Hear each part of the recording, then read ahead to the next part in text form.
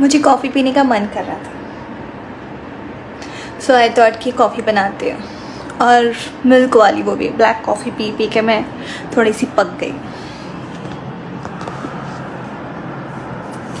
सो मैंने इसमें अपना कॉफ़ी लिया है और अभी इसमें दूध डाल दूँगी। एक्चुअली दूध आता है सिम्बा के लिए, बट आज मैंने सिम्बा का दूध मार लिया अपने। ए मेरा मिल्क। जब घर से बाहर हो सो ये सब चीज़ें बहुत काम आती हैं, कभी भी घर वाला फीलिंग। बस अभी मैं ये सोच रही हूँ कि मैं शक्कर डालूँ या नहीं डालूँ, क्योंकि डॉक्टर ने मना किया है, नो शुगर, अवॉइड शुगर।